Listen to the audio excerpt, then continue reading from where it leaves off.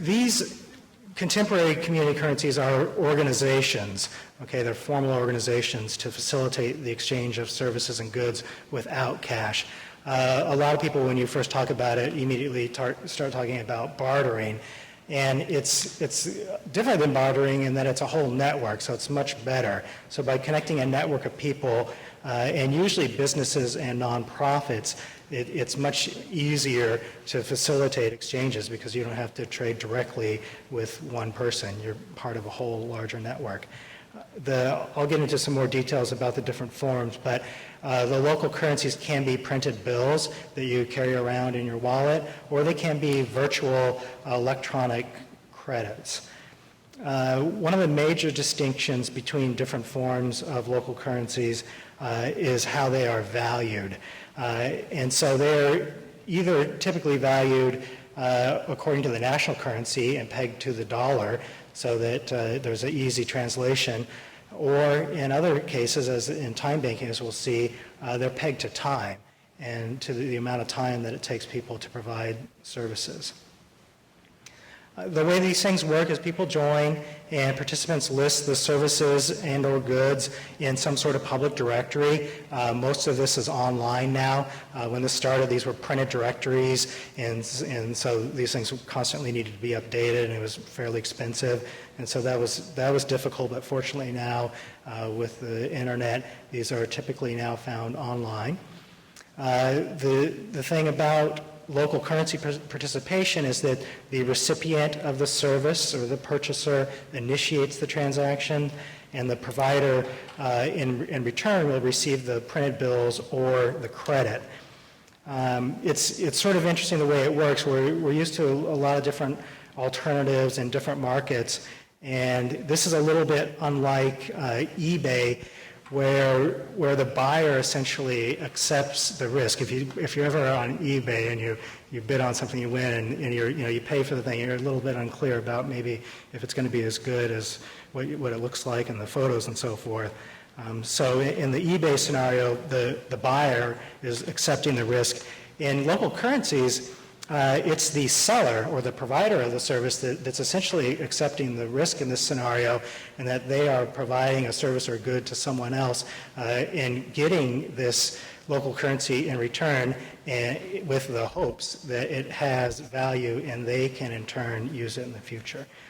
And fortunately, what we find is that these things tend to work pretty well once they're set up, and so that you're not stuck with the credits. But so that's the big overview right there about kind of the contemporary community currencies, how they work.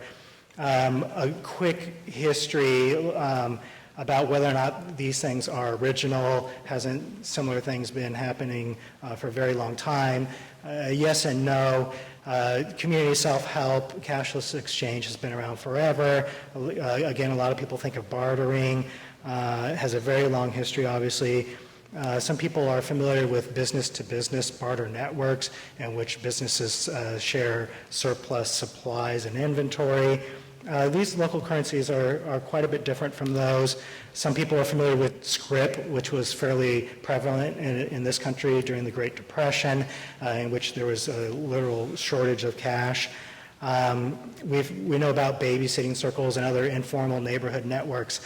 Today, what I argue is different about this movement is that it's part of a larger grassroots social movement that's intended to be long-lasting. It's connected primarily with the localist and the global justice movement. And so there are a lot of key differences in what we see today, I think, compared to some of the predecessors. I argue that this is a special type of social movement. It's what I would call an alternative social movement. Oppositional social movements are when people are out in the streets and have a target that they are opposing. Alternative social movements are when ordinary people take the initiative to create an alternative and to do things themselves. And so there's some interesting implications of that, and I've done some other research on the dynamics of alternative social movements. And so that's where I situate local currency participation in general. As I said, these are formal voluntary organizations. So as we'll learn in the case of the Our Exchange Portland, it's a formal 501c3 nonprofit organization. The local currencies are legal in this country. This is a question that's asked a lot about legality. There are a lot of regulations, as you can imagine, with the federal government, and particularly with printing money.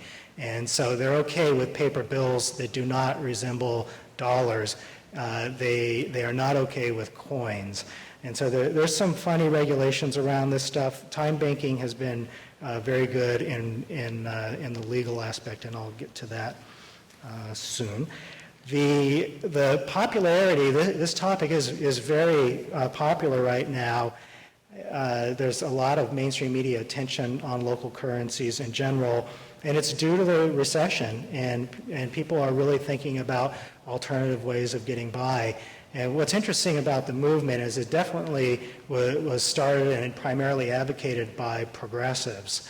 And what we see today is that the political spectrum of interest has widened quite a bit. And I've talked to many libertarians that are very interested in this concept. And so it does resonate across the political spectrum to some extent.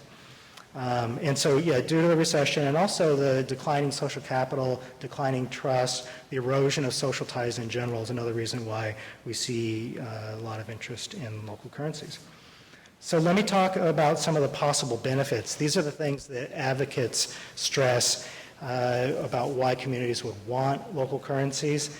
And first and foremost, perhaps, are the economic benefits.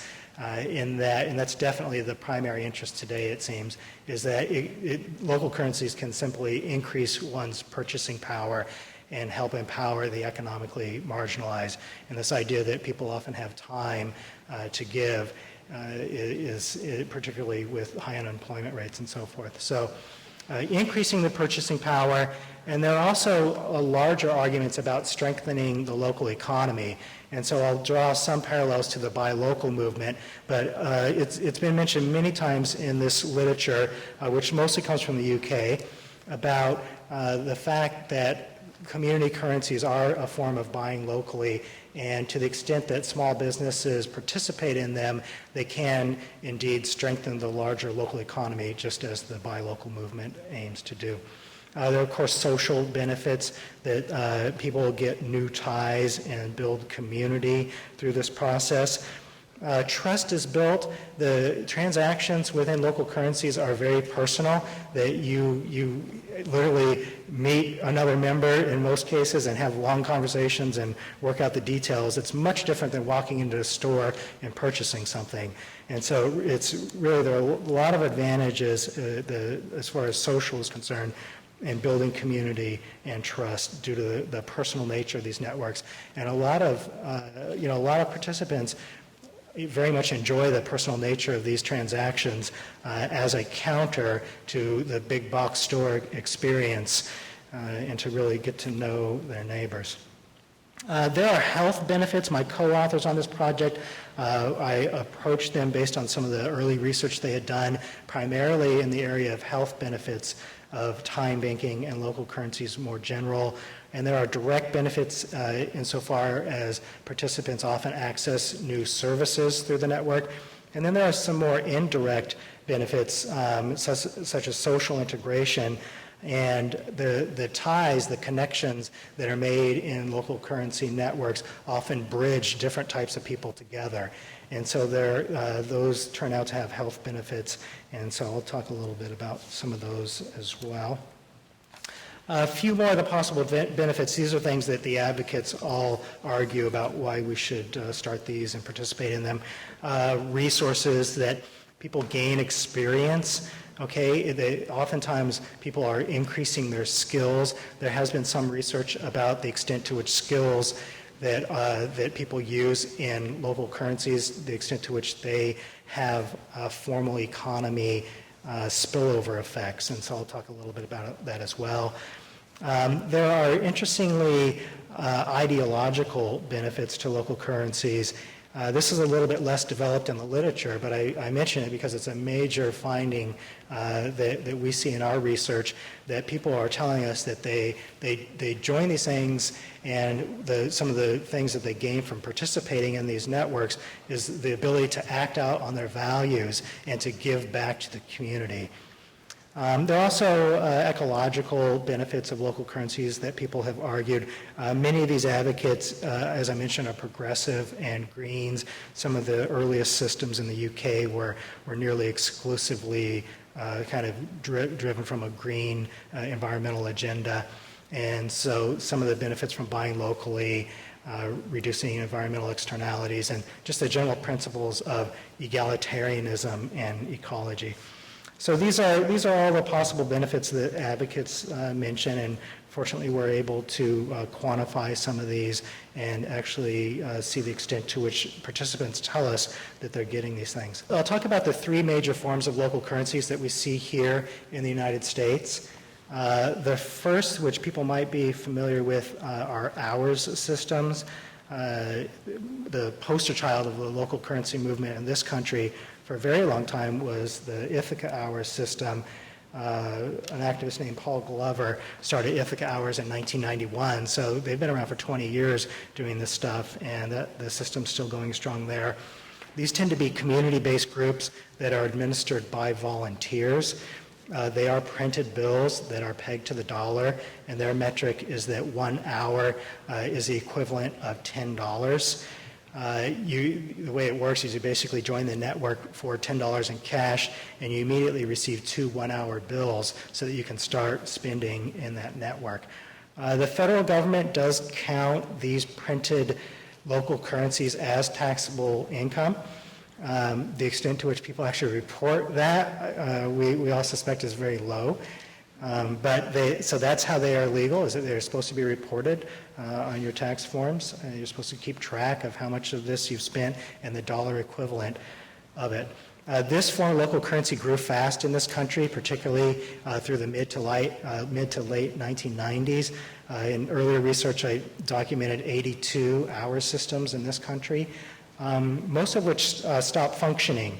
And so I'll talk about some of those, some of the drawbacks there. Some people might be familiar or have heard about Berkshires, which were started in Western Massachusetts in 2006. This form of local currency is also spreading across the country now. There are at least a handful. There are a lot of people looking into it. It's quite different than Ithaca Hours and time banking. This is essentially a discount script. It's a buy local and get a discount program. And consumers exchange cash for discounted bills for use at local retailers, and who in return can exchange them or turn them back in for cash. You cannot exchange Ithaca Hours for cash. You cannot exchange time dollars for cash.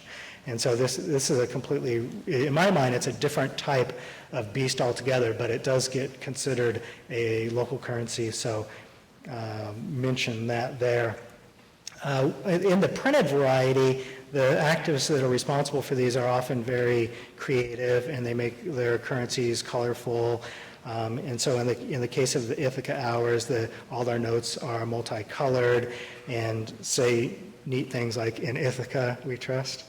There was a system called Berkeley Bread, the Berkeley Region Exchange and Development, and on the bill is printed, "You need it," with the K. Berkeley Bread did not survive, unfortunately, but they have time banks there now. And the Berkshires continue in this tradition of honoring important people, many of whom are local, and having nice, colorful bills that people carry around with them in their wallet.